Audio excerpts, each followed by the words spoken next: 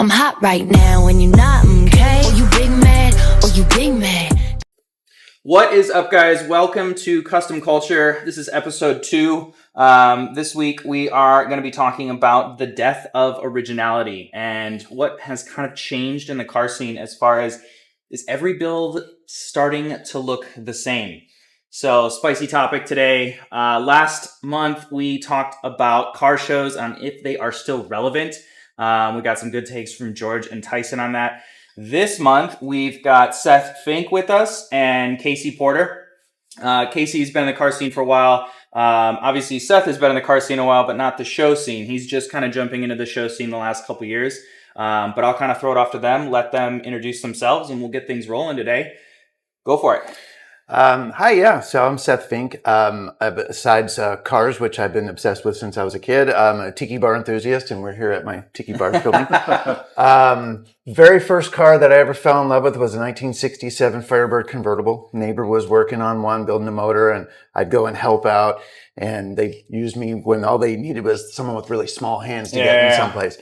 And I spent 6 months just under the hood of this car, and that's the first time I ever saw a car, and it's oh, this is just sexy. Yeah. And so last summer we finally got a 67 Firebird, which yours truly has been doing a lot of work on.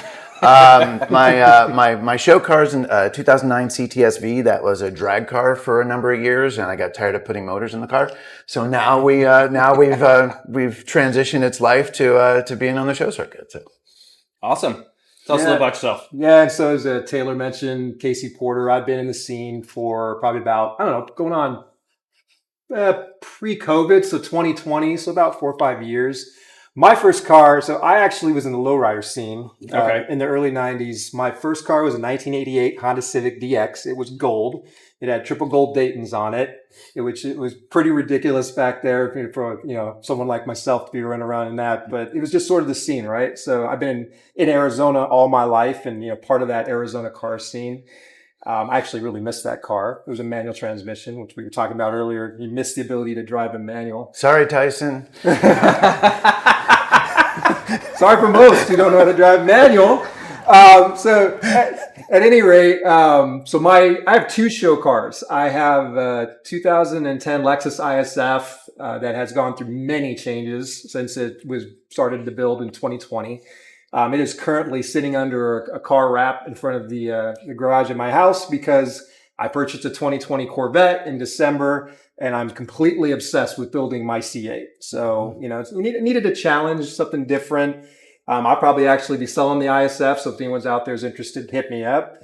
But, got the bug on the other car. Plug. Yeah, shameless plug. I got the bug on the other car and, won't stop. Like Seth, at some point when I get a little bit more money, I'll probably get another one. It's just, it's my joy. Hey, that's the way it goes.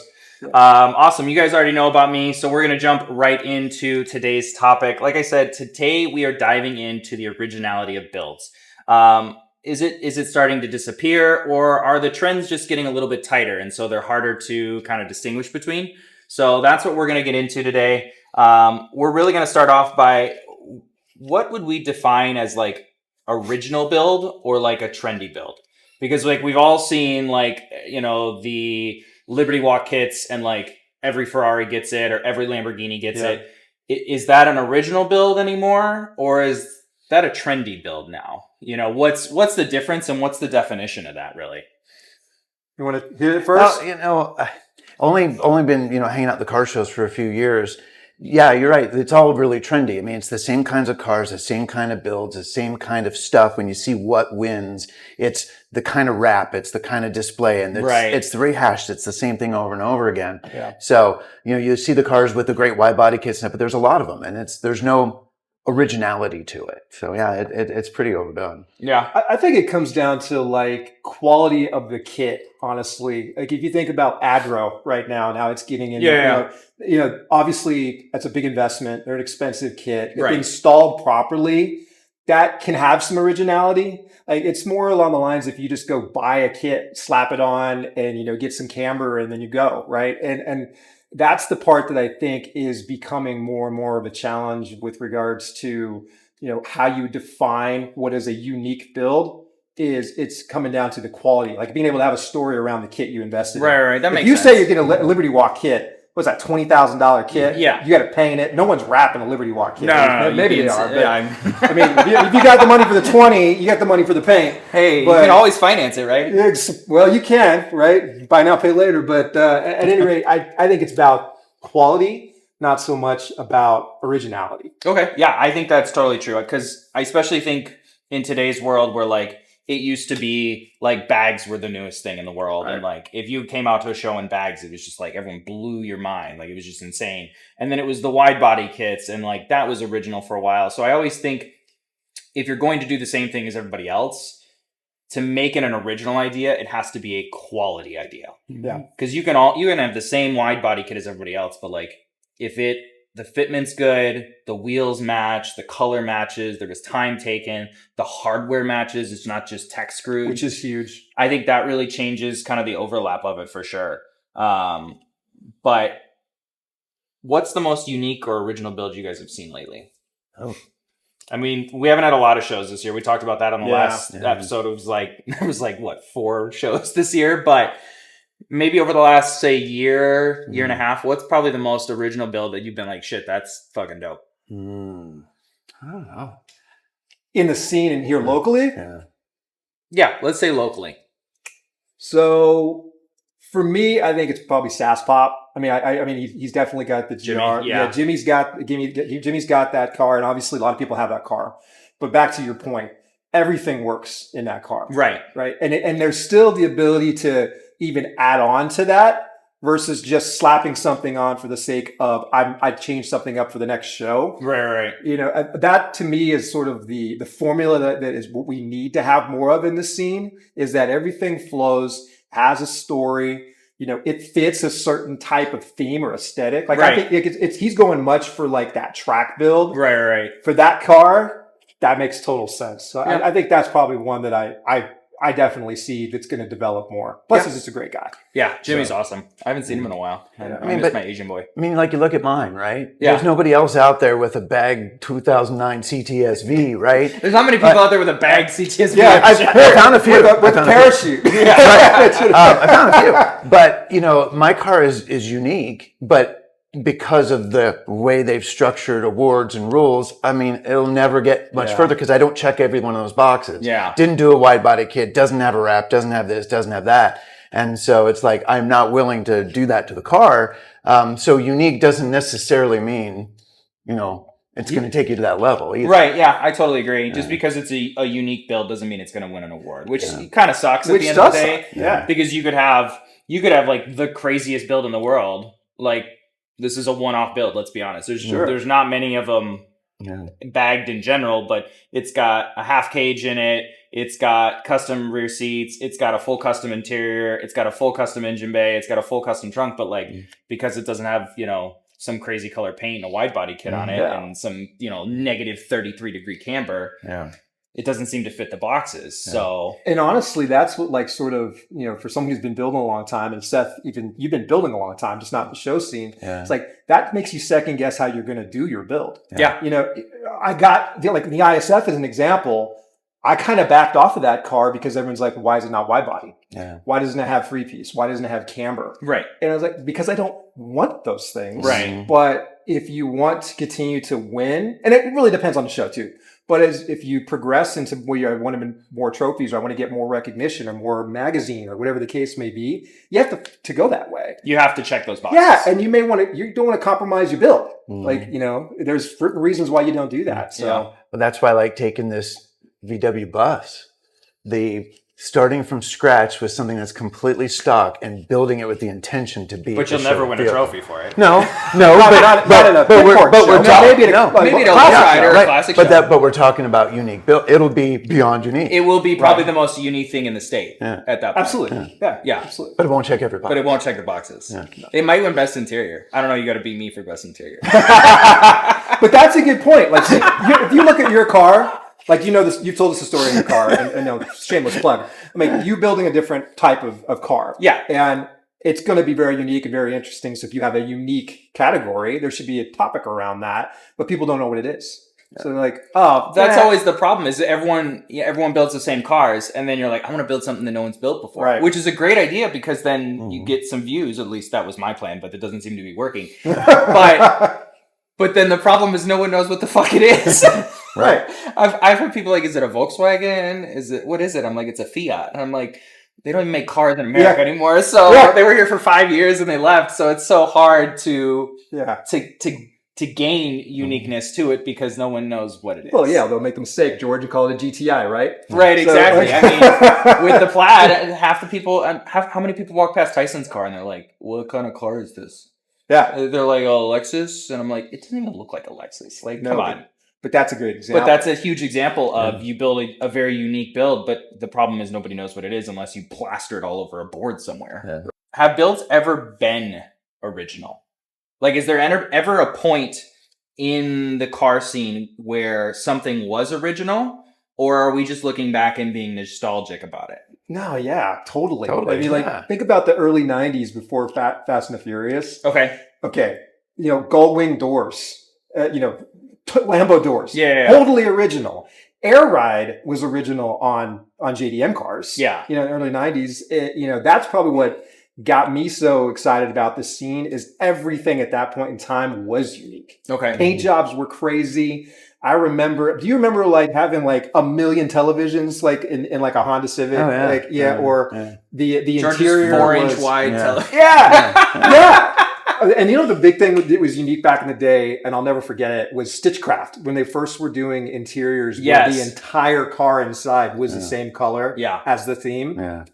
I'd love to see that come back. And then I miss nostalgia, right? I mean, most people are like, that's ugly. But that's also a lot of lowriders are like that too. That's the thing. I think the current car scene may have trended away from that stuff, but there's always going to be a portion of the scene, whether it's lowriders or classics.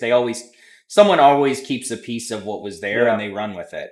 We've run with the lights from the 90s. I mean, that was super original in the 90s to see all the legit neon tubes underneath cars. And then for, I want to say probably like 10, 15 years there, no one wanted to run lights because everyone was like, it looks so tacky. Yeah. But now it's back. It was rice. Yeah, it was rice. Yeah. But now if you don't have lights at a show, you lose points. Yeah. So it's come back in full force, and now it's all the crazy LEDs and the headlights and things like that. So I think originality changes as well as we move through. Yeah. Like I remember when I was in high school, it was the mini trucks. Yeah. And they would do the convertible top, or the top that they could make a target top and pull the whole roof off. Oh, yeah. And they throw it in the back. Or the guys with the beds that dance and stuff like that. Yes. That was super cool. I mean, that was unique then. Yeah. You don't see anything like that anymore. But for like a handful of years, the mini truck scene was like, holy crazy. The amount of work that goes into that, though. But like to not only like, you have to take the bed off, which I get is 4 bolts on most of those mini trucks, but like the fucking hydraulics to make that thing like actually work. Yeah. The amount of batteries, especially back in like the early 90s, early 2000s. Oh, yeah. There's no lithium batteries back then. Spinning and dancing. There's like 15, 12 volt batteries back there to make this thing work at a show. Like, it's just insane the amount of work. Whereas now there's probably a kit for it. Yeah, probably a kit for it. That's actually a great theme for your comment about originality. There's a kit for almost everything. There's a kit for it now. Yeah. What would you consider like the mods that everyone does?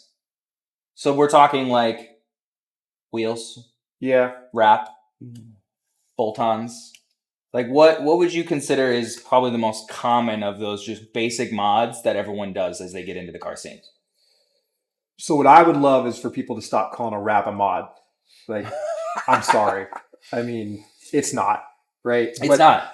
I think that is probably the most common these days. Even the mom who drives to the grocery store in her Tesla is wrapping that thing because she fucking wants it pink. Yeah. Right. And in reality, and calling that a modification is just, I think, sacrilegious. But but that is a template mod. Costs $2,500. Anybody can do it.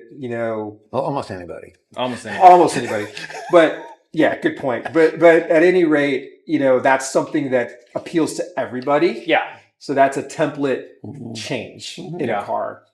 And then the secondary to that, whether we like it or not, is like anything with the exhaust. Whether it be straight pipe, pull the muffler, no cats. Like that's like that's what we used to do when we were cutting our springs in the 90s. Right? Yeah. It was the same thing. Mhm. Yeah, you get the car, you do the exhaust, you do the intake, you throw a cheap set of wheels on that look cooler than your stock ones, and these days you wrap it. Yeah.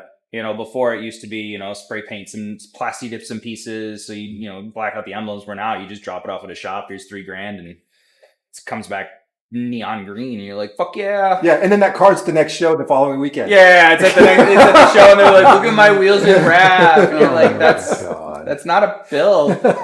Like, go ahead. No, I remember when growing up in high school, it was always wheels. Yes. Wheels were the thing. If you had to put custom wheels on your car, that was like the first thing anybody did when they bought a car. That's like the truck scene. Yeah. As soon as you buy a pickup truck, you gotta get wheels. Wheels. Gotta get wheels. KMC or Krager, baby. Yeah. Like it was on. Yeah, I remember that. Yeah. I think wheels are a big common template. I think like exhaust and intakes. Yeah. Everyone throws those on, and like they're all bolt-ons, and they're not a mod. I'm sorry, your cold air intake, unless the car is tuned to actually accept it properly, and it actually is a legitimate company. Like, I'm sorry, the one on eBay with the blue tube and the shitty pipe is not a legitimate cold air intake, and it actually probably hurts your car more than it does anything. It's not a mod, because just because you can bolt something on doesn't mean it actually does anything for the car.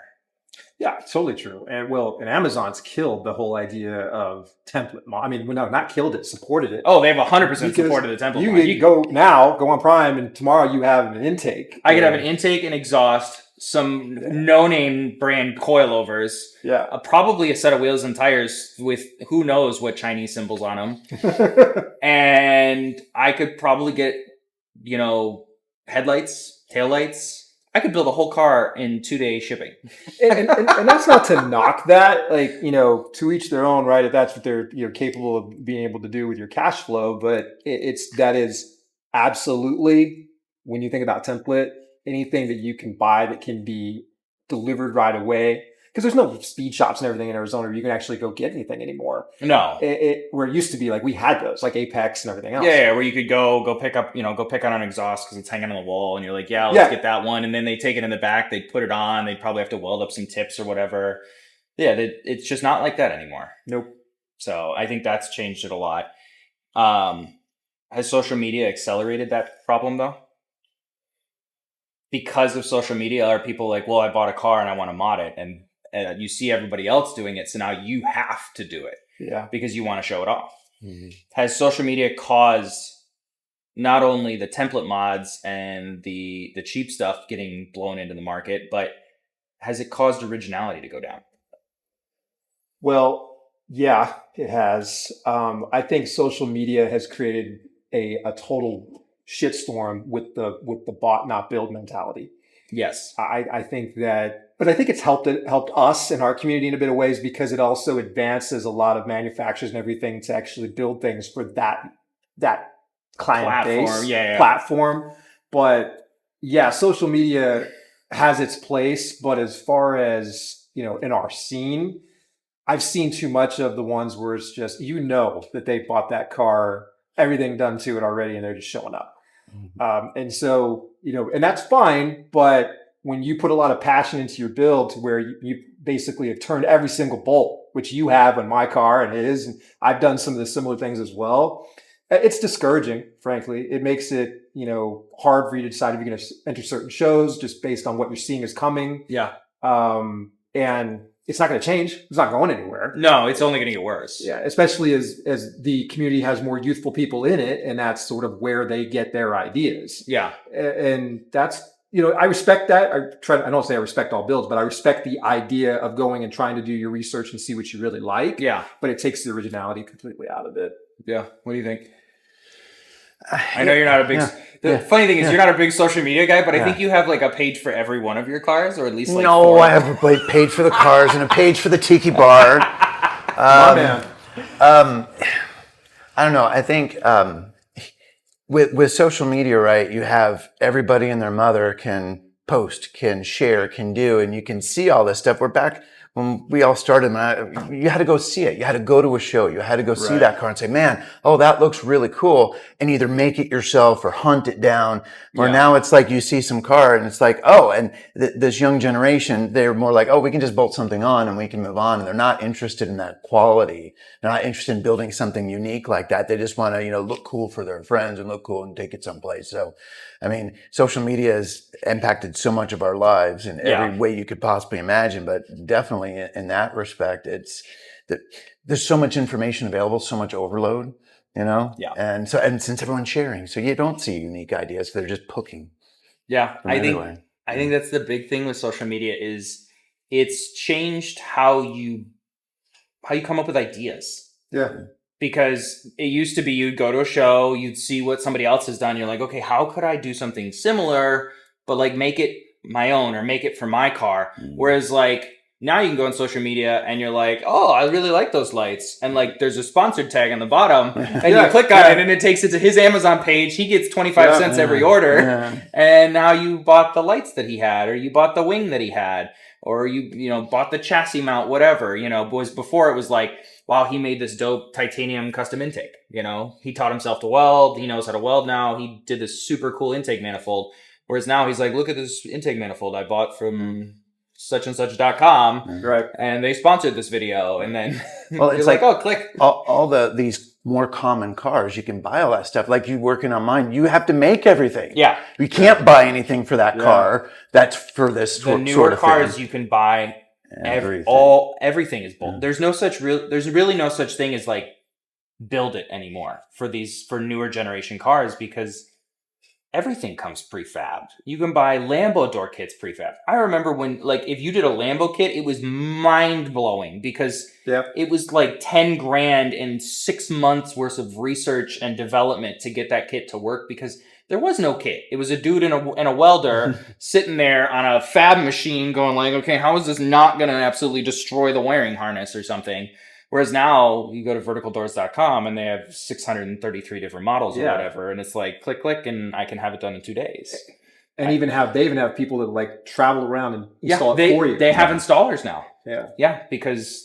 And God bless them. I think that's fantastic. They found a niche, and niche. Nothing against them. I think businesses like that they're able to capitalize that. But I still think if you're going to buy those products, you have to do something different. Just because you have vertical doors is cool, but like, what'd you do with the vertical doors? What's on the doors? What lighting did you do? Did you inlay some really cool like fiber optics in the door? Like, just because you have vertical doors doesn't make it original. You need to now make it unique. You need to make it interesting. Right. But the problem is when you can buy everything and bolt it on next day, no one wants to spend the time to make it unique. Well, yeah. The other thing that's interesting about social media, and I experienced this buying the Vet, you might have as well as some of the newer cars you've bought as well, is that you want to be unique when you buy your dream car, quote unquote. Right. And as a result of the influencer community and making serious money and everything like that, what I'm finding is that you can't. Like, everyone goes and buys a Vet. Everyone goes and buys a Supra. Everyone goes and buys a Skyline. And so if you want to go out and actually stand out away from the crowd, you got to go completely the opposite direction, right? You got to buy a Subaru. What was it? What was the XTX or XTV? SVX? Like this big square body thing. Square body with the glass roof, or you want to go buy a Prelude from 91, or and that also, I think, is very much is done by the social media influence, is that the types of cars that are accepted as being cool is based on what everybody else is buying. Yeah. It hasn't always been like that. No, it hasn't. Right? Money hasn't been flowing as well as either, but like, when you bought a BMW M3 in 2003, you would shit. That was everything. And not everybody could do that. But now they're just like pumping them out like no big deal. Right. So. That's kind of the issue, is like, the type of cars we see at shows has drastically changed. For sure. Even in the last 10 years. I think you used to see a lot of 350Zs back in the day. Like 10 years ago, you saw a lot of Infinities. Gs, tons of Gs. Tons of Gs. You saw a lot of Lexuses. And those cars were already 5 and 10 years old at that point. Yeah. Because now they were the sports car that you wanted when you were, 8th, ninth grade, and now you're 19 and 20, and you're like, oh, sweet, I can pick up a 350Z for 5Gs. Like, fuck yeah. Whereas nowadays with financing and everything like that, people just go out and buy a pre-owned BMW. And it's got 20,000 miles on it, and who knows what they paid for it, but it's now more accessible than ever to just go buy a new FRS or a new BMW, and that's what I feel like is really the accepted cars these days are like BMWs, Lexuses, Scions, and Toyotas. Those are the big ones. Well, don't forget the GM community has well, you've got the Charlies and the Chargers and that's not GM. Well, that's right. That's Dodge. Mopar. That's Mopar. Yeah, you've got the Challengers, the Chargers, you've got the Durangos, you've got even in GM, you've got, the Corvettes and stuff like that. Maybe not the newer ones these days, but definitely the older ones. Those are still super popular. So I guess you could say the type of cars vary as we go, but I do think social media influences what people are building. Has social media kind of influence judging criteria at shows?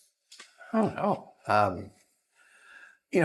Looking at these last handful of shows and seeing what wins, I don't think so. I think they're just checking boxes. Really? I really don't think it's necessarily social media. I mean, I think it's more that it's like what's become accepted, and as that norm changes of whatever they say, what is the high end show car, that they just kind of go towards that.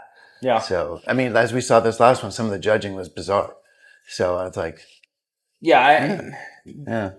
sometimes I feel like social media platforms, and I feel like there's some shows that definitely do judge via social media, and we know them, and we stay very far away from them because, let's be honest, I think out of who we know, I think Tyson's the only one that wins if we judge on social media.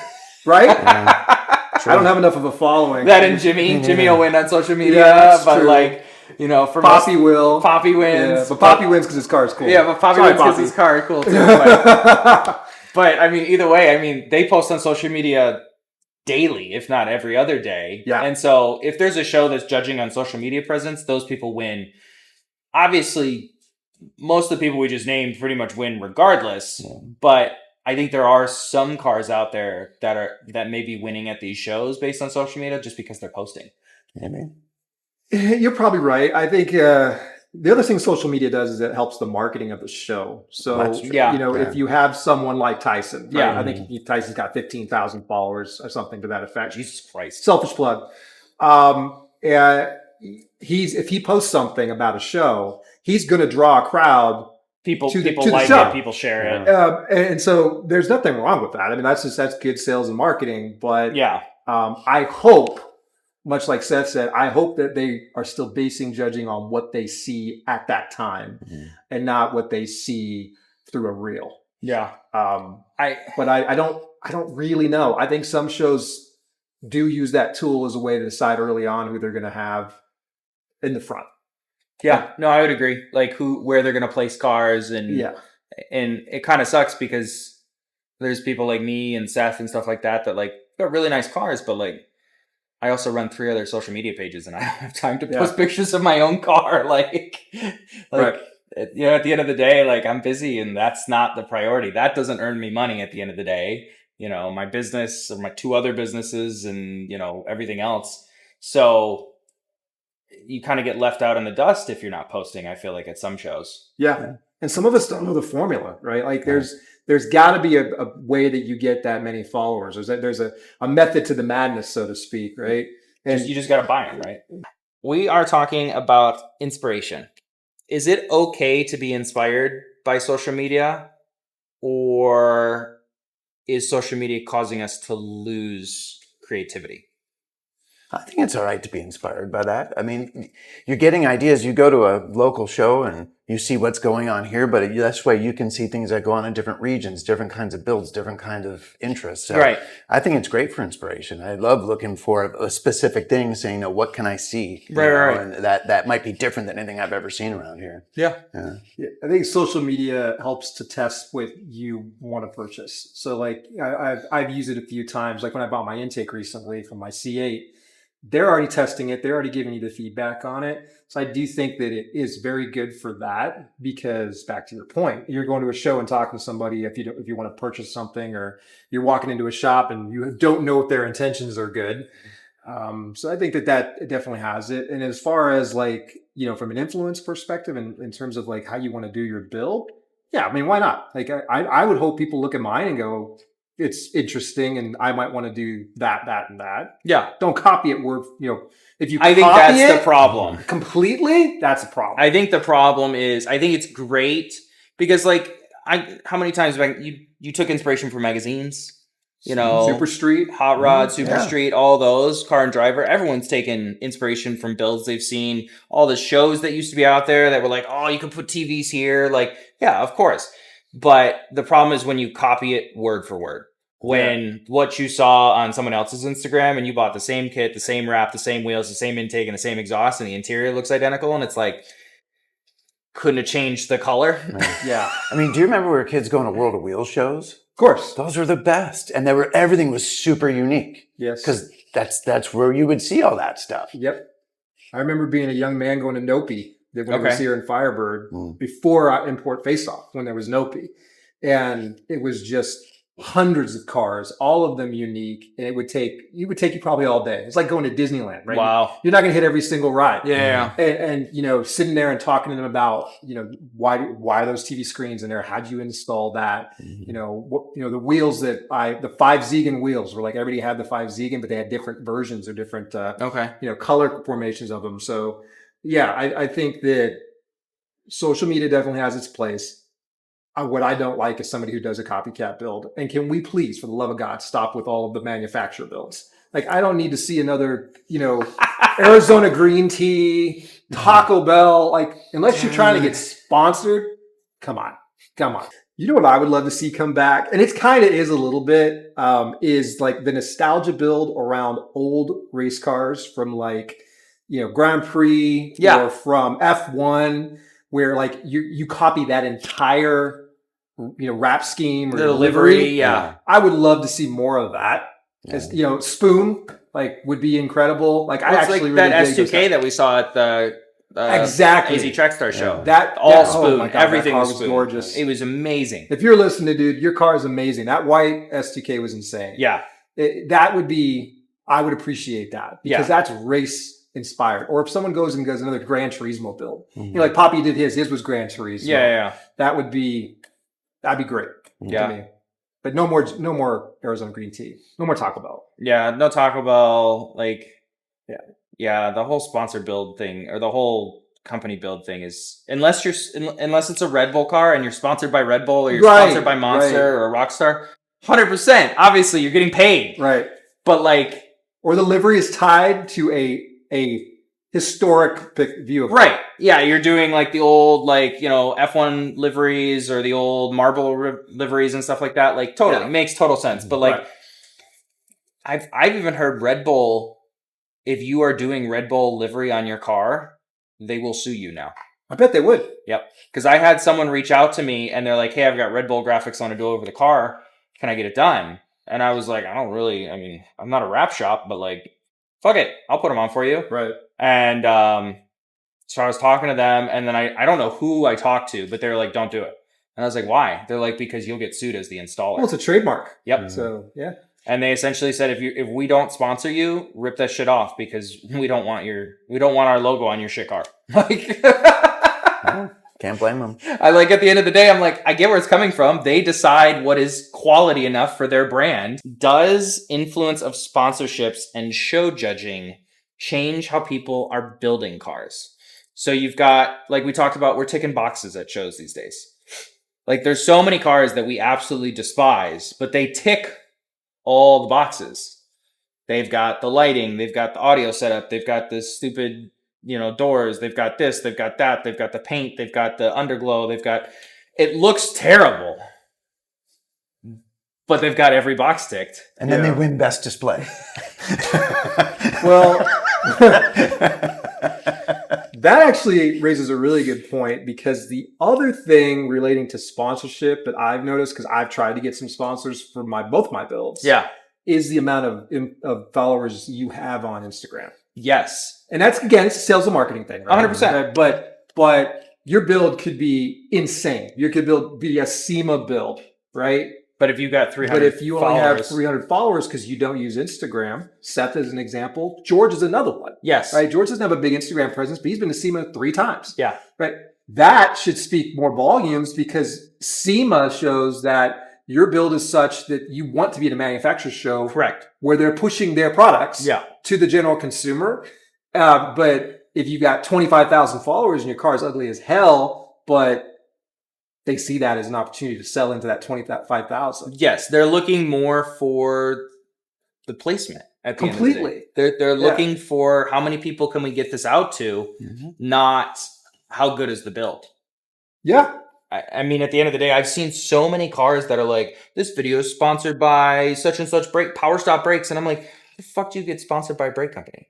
Like, you don't even drag your car. You don't drift your car. Like, it's just a daily driver BMW. It's got a wrap and suspension on it and like some nice Yankees or something. And no offense at all to the female community in our, because I absolutely love the fact that we have females in our community that are building builds. But, if you're an attractive woman and you've got 100,000 followers and you really don't know anything about the car, but you've got a sponsor for a Liberty Walk kit, that's because of your followers. And It's great, 100%. good on you. You do that. Yeah. You should do that. I would too. Yeah. But No, I don't think it's anything against that, but it's at the end of the day, it's like, I feel like a lot of these newer car content pages and new car creators, they're getting these sponsorships and they have no idea what they're doing. correct.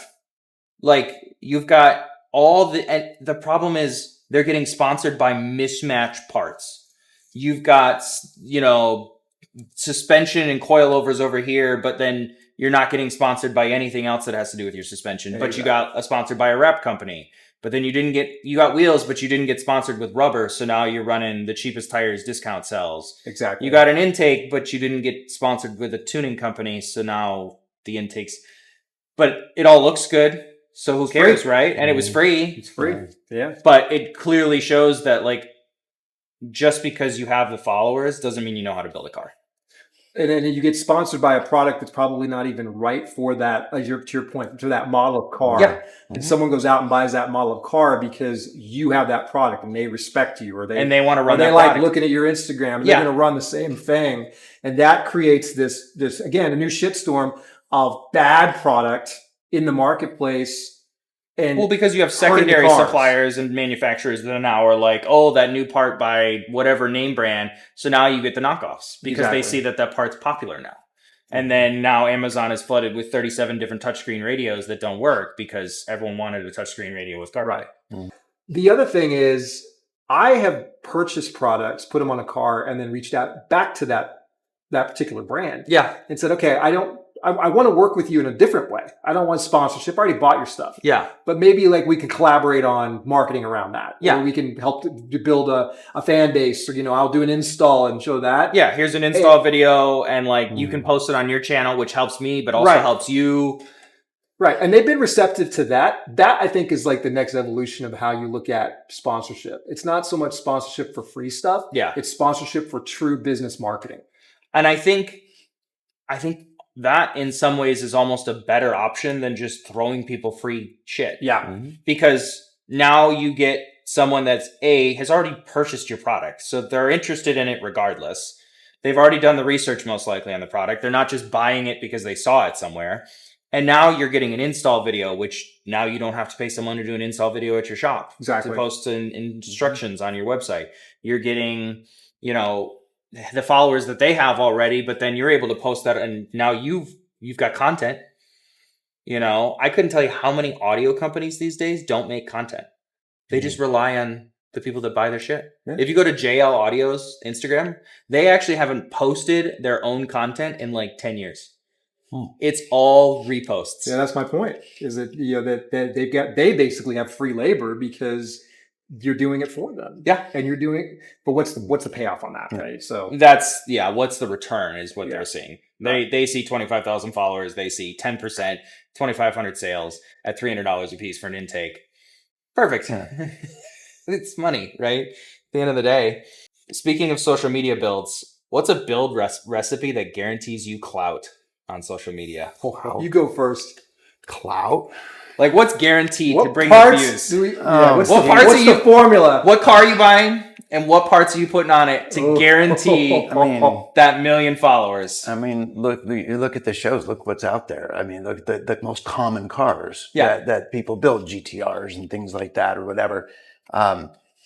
It's the same thing that they're looking at judging. It's checking all those boxes. Yeah. Right? It's wide body and wheels and air ride and audio and everything else. Yeah. You're making sure to get as much presence there as you can get. You're doing the same thing you're doing these days to try and, win at a show. It's checking all the same boxes. Yeah.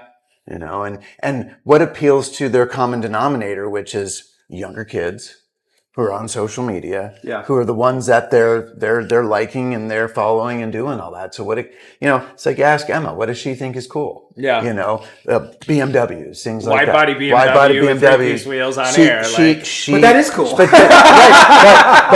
as a 20-year-old who likes that scene, she likes the same kind of things like that. Yeah. So if you want to get all the followers, you have to build the car like that those kids, Yeah, I mean, essentially, they covet. Yeah, Totally agree with that. I mean, my kid, he's 17 years old, and we're talking about getting him another BMW when he graduates because the one he's got now, he's got the high miles and everything like that. He wants something more reliable going into college. But you're totally right.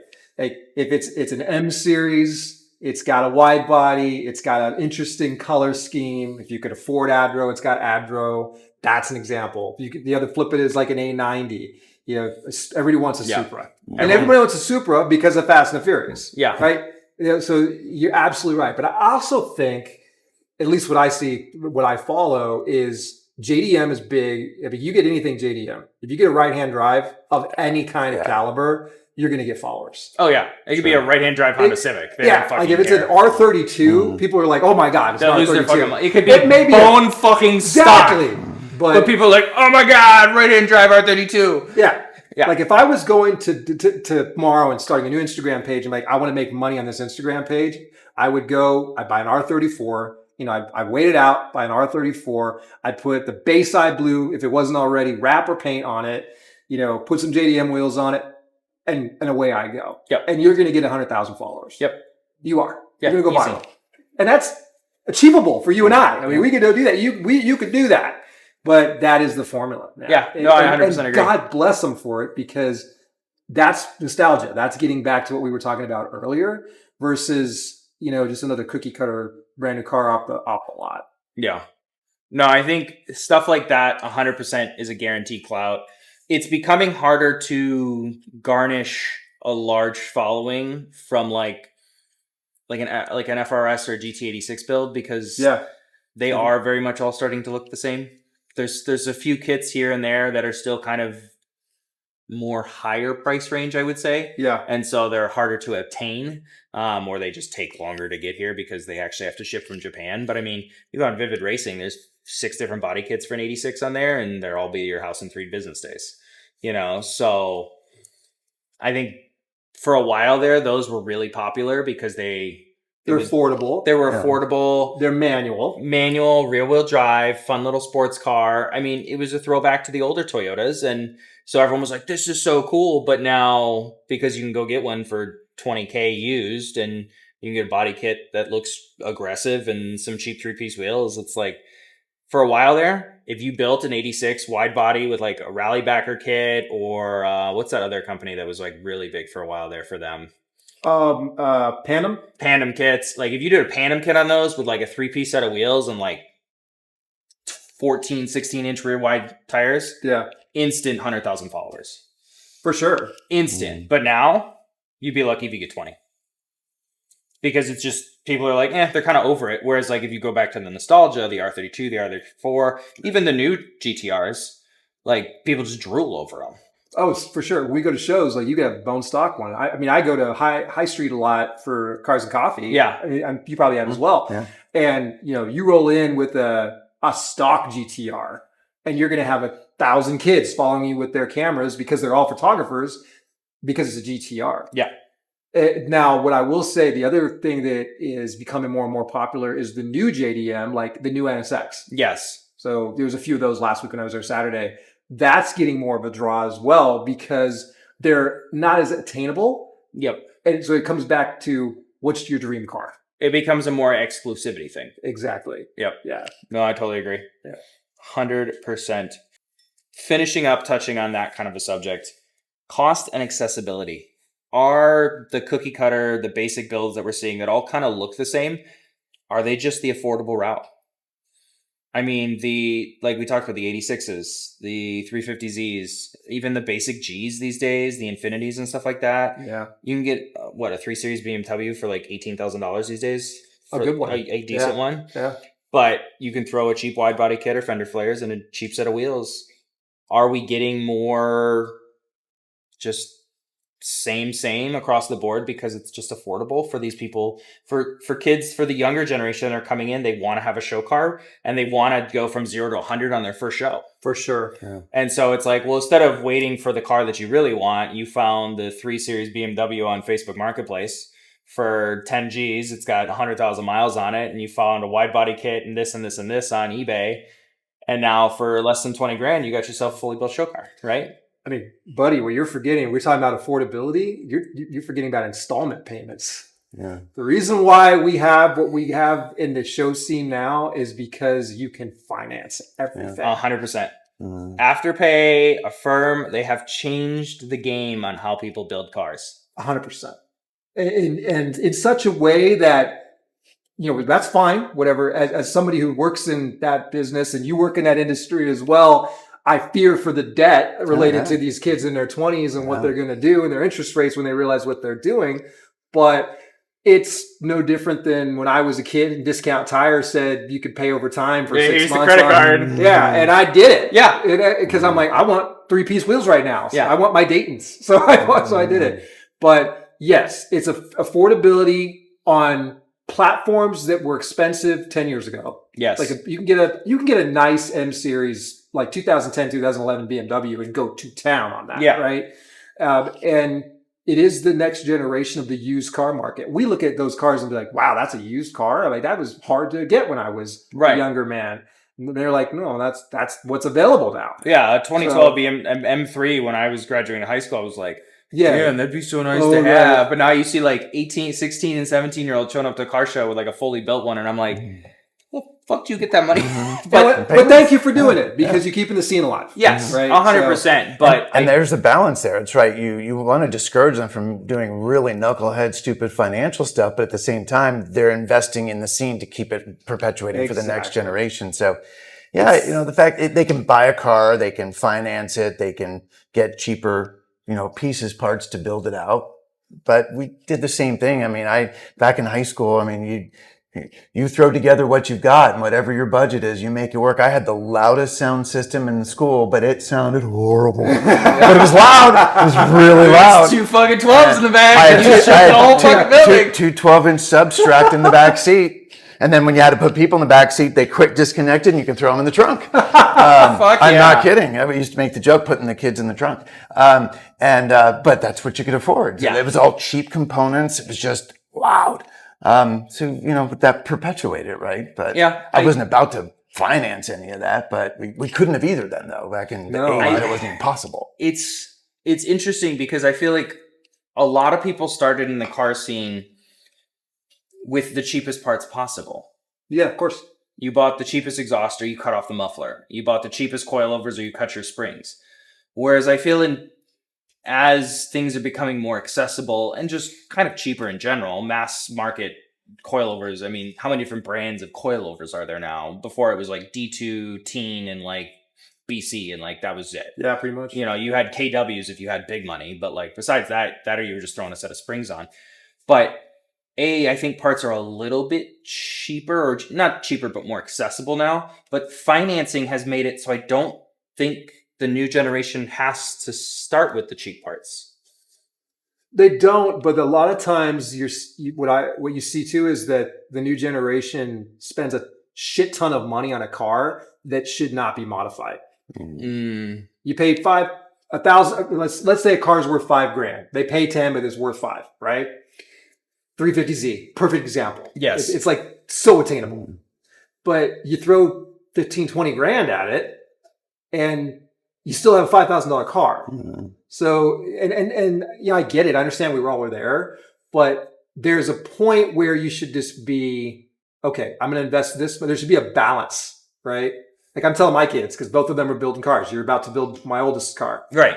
Do not build, first of all, don't ever build the bank's car. Nope. No. So if you're paying for the payment, don't build the car. If there's a loan on the car, it's not your car to build. Don't build the bank's car. And Amen. secondary, Because when you wreck it, and then you got to pay the Exactly. loan out, plus the affirmed payments that are still on it, you're fucked. Yeah, you don't own it until you own it. And secondary to that is just have an idea, have something in mind that you want to have. That's your end result, and work to that end result. Because we've been at this a long time, and we're financially able to do this. Some of our other folks are that already been on this show, and it takes a long time to build a show car, a good show car. Yes. And it should, because you should be in a position where you're buying the best quality. You're going to be very pleased with the end result is. Yes. And when you roll into a show, your confidence level is, I'm going to win at this show. Like that's truly rewarding versus just throwing a bunch of money at parts that you don't even know what they are. Yeah. Yeah. No, I totally agree. I don't think there's anything wrong with upgrading parts. Yeah. Sure. I think it's totally fine to be like, hey, I'm going to start with a Scar subwoofer. And then, I'm going to go buy Rockford Fodgate's mid-tier, whatever, Punch or whatever it is these days. And then it's like, hey, I want a really nice sound system now. I'm going to go upgrade to like a JL or a Serwin Vega or whatever, top of the line. There's nothing wrong with taking those steps. And I think a lot of the builds these days try to skip that bottom and middle step. And they're like, I'm just going to go right to the JL. And it's like, but you don't need to.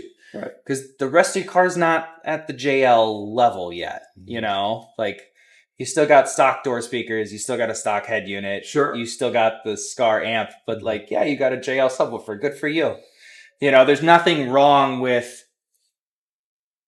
building the car the way you want to build it, but just starting with parts that are a little bit more affordable, that make sense for your budget. Instead of, again, building the bank's car with money you don't actually fucking have. Right.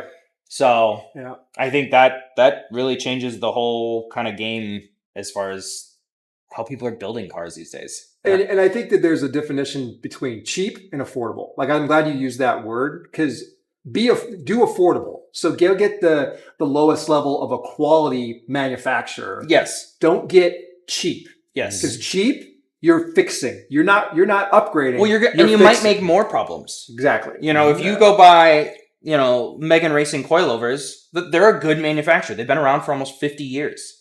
Their coilovers are not the best tuned. They're going to ride a little rough when you slam them to the ground, but they're not cheap. The Chinese brand that has no branding on it and has no adjustability, yes, your car can lay frame. Good for you. Right. But no one wants to ride in it because it feels like you're riding on a cement fucking block. Or worse. It's all over the road. Yeah, or now you've damaged motor mounts, now you've damaged frame, you've got a fucked up oil pan. So yes, there's a difference between cheap and affordable parts, 110%. So I think that's the biggest thing too, is go for the affordable parts. Don't go for the cheapest thing on Amazon or on eBay or on Google Shopping. It's just not worth it. Yeah. So today's PSA from the financial advisor: don't finance toys. Buy toys. Don't finance them. So true. Thank you. So true. Yeah. Give me some examples of either shops or people that are kind of breaking the mold of just beige.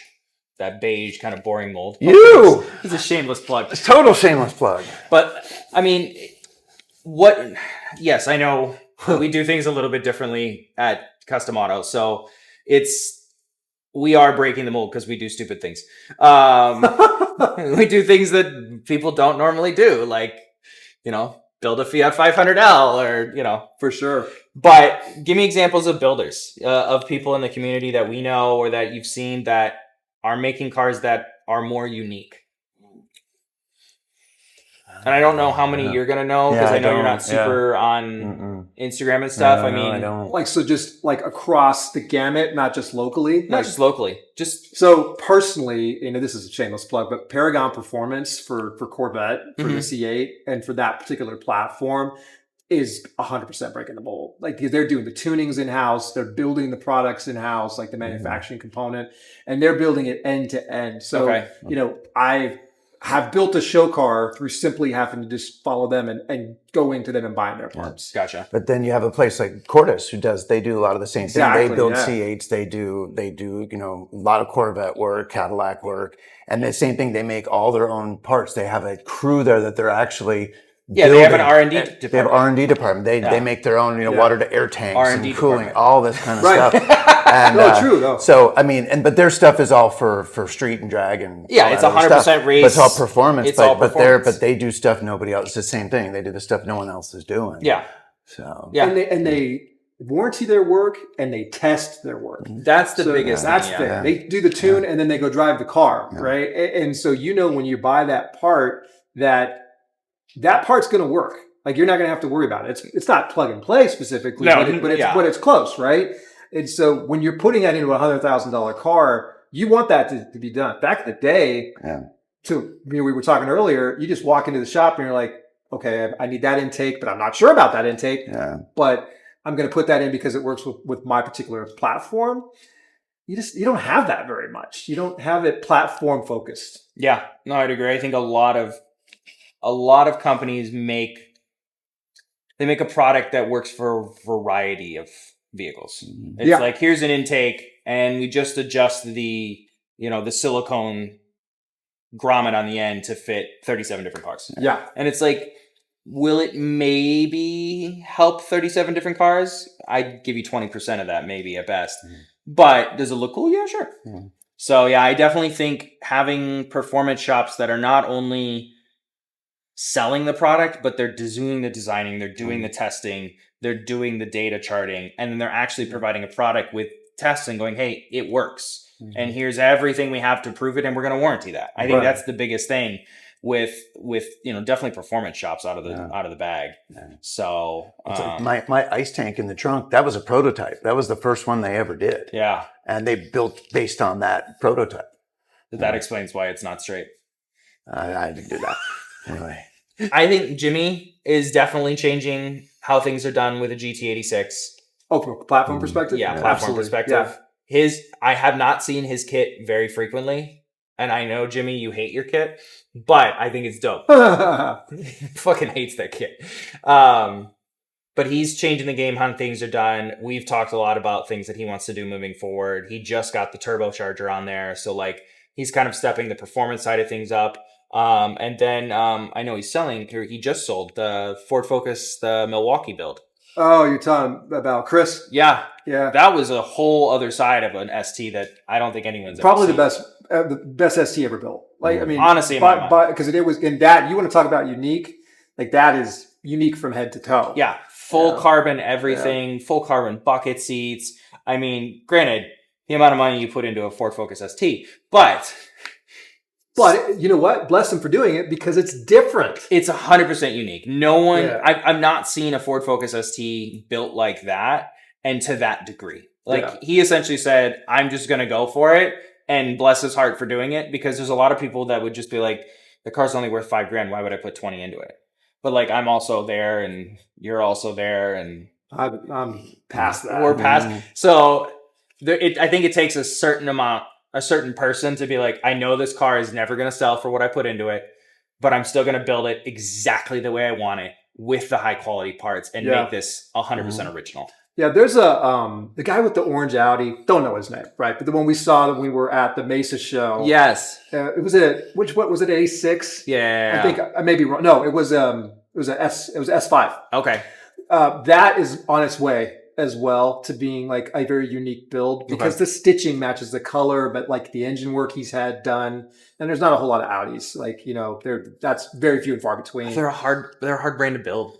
They are, but when they're built, they look beautiful, but they're just, it's German. So everything is a fucking bitch to take apart and put back together. And then if you touch it too many times, it yells at you. And then everything's fucking expensive. Right? If you're building an Audi, you're essentially building a fucking like a Porsche, Lamborghini or Porsche. Pretty much. I mean, yeah, you're right. It's the same pricing at this point, as far as they're both luxury vehicles. So, let's be honest, Audi is Volkswagen, which is also Bentley, which is also Lamborghini, which is also So, I mean, they're the same technical brand. So You're right about we that. won't get into that. But Those are the uniqueness of that type of car. You know, the Mercedes. I'd like to see more Mercedes. Yeah. In the space. It's like Steffi's. But yeah, it's definitely an interesting situation we have going on right now with the uniqueness. after going through everything, final verdict, would you consider Originality as dead or just evolving?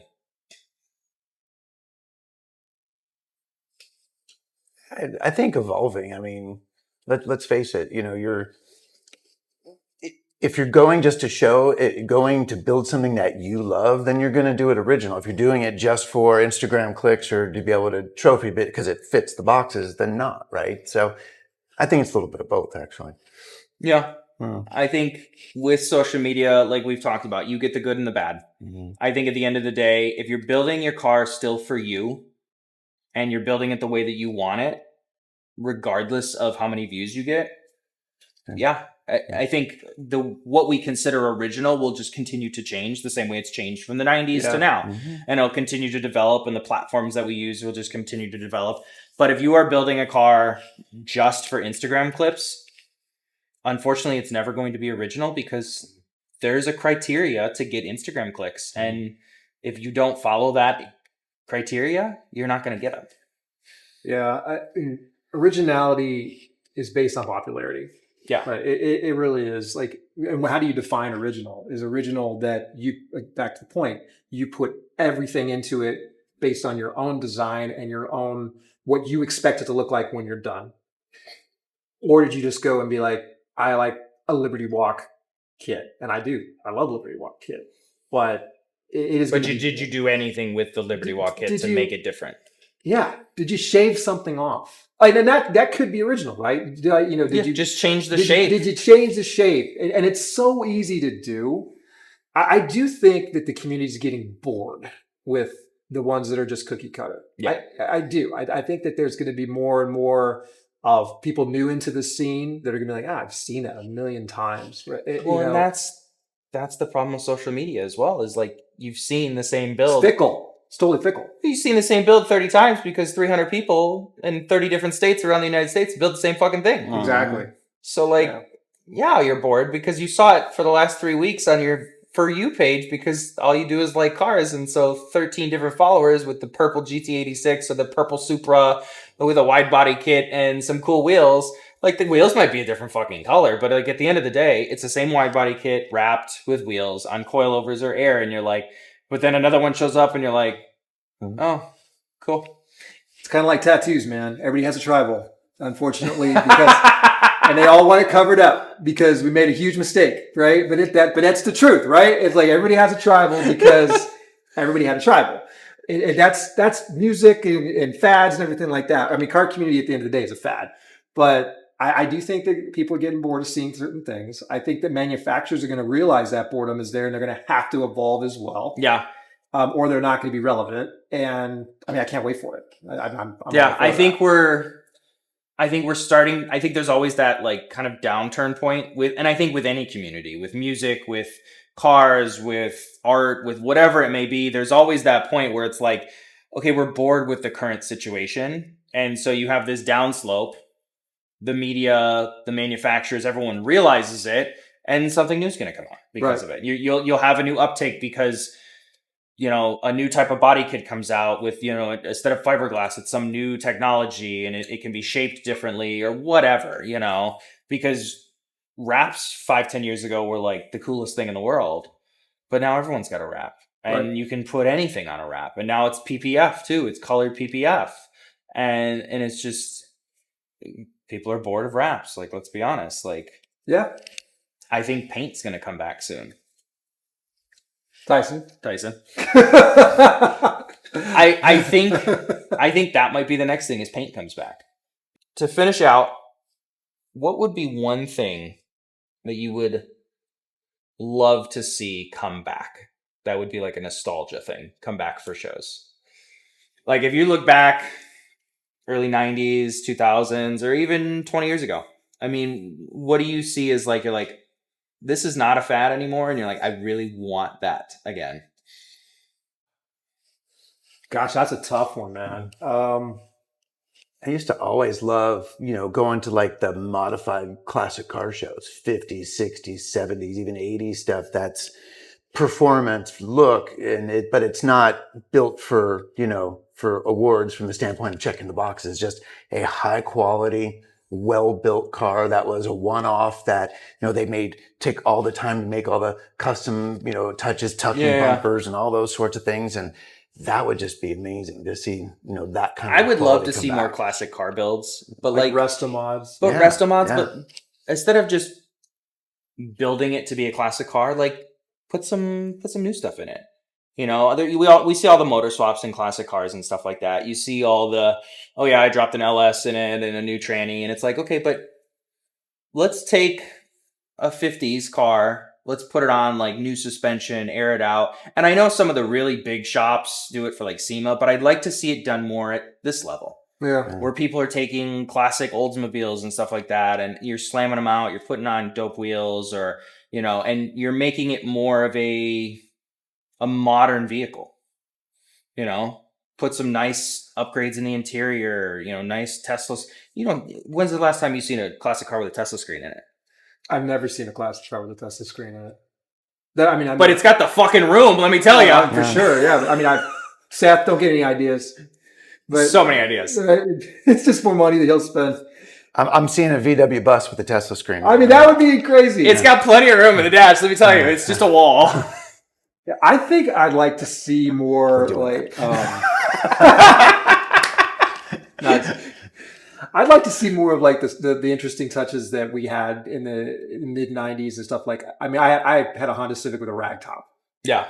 And I love that thing. I love George's ragtop. Yeah, it's insanely cool. It's so cool, and Yeah. it's just, it's unique. It's completely off the wall. Completely Yeah. unique. I'd like to see that. I'd like to see us get back to more of a simplicity on the body kits. So get away from wide body and go back like the West Wing, or Wings West kits, where it was more mold. I think molding would be really cool. Yeah, instead of rib nutting everything on. Yeah, just like completely molded. The doors that are more suicide doors, like more of that mini truck type of aesthetic. Yeah. In the car community, JDM community, I think that would be really cool. It's kind of going there a little bit, but back to the original point of all this conversation, everyone is about immediate satisfaction. Which that takes time. And that shaving doors, I remember, it takes weeks. Yeah. Right? Molding and shaving and Bondo and everything like that. But the end result with a beautiful coat of House of Color paint and some touches on it, that is truly a build. Yeah. No, I would love to see, like you said, the body kits less aggressive. I think body kits these days are such about big, sharp lines and like these really aggressive fender flares. I would much rather like to see like the softer lines, more curves again, things that are, shaved, things that are actually molded in. Just get Playboy. Anyway. Sorry, kids. He wants things shaved and molded and curved. Well, so you know. But the problem with that, Taylor, is that there's no one doing that work. No. We're getting there. I mean, I'm specifically, But yeah, it's like Drew Meyer, shameless plug. Drew does an amazing job with the body kits and paints, and he's all about that as well. But it's few and far between to find anybody who's going to do that. 20 years ago, that was not a problem. Like Street Beat Customs was available. And, it's the shops that are doing like metal body kits and stuff like that. They're very hard to find these days. It's almost impossible. Very expensive. And if you can find them, it is, it's a lot of money. Yeah. It's a lot of fucking money. Yeah. So it is cheaper to buy a fiberglass kit from a Chinese company. And then rivet that bitch on. Yep. And, you're good to go. So, but I think there's a way to make those kits look good because you can rivet it on and you can screw it on, but then you can go over it with Bondo and you can sand it and you can glass it in and make it look like a factory piece still. And that between, you could have the same body kit and line those two up, totally different look. I think that's it for today, guys. I appreciate you guys coming on the show. We will be back next month with some new guests. And starting at the end of August, we will also be available on Spotify and Apple Podcasts for everyone to listen to if you don't feel like seeing our beautiful faces on a regular basis.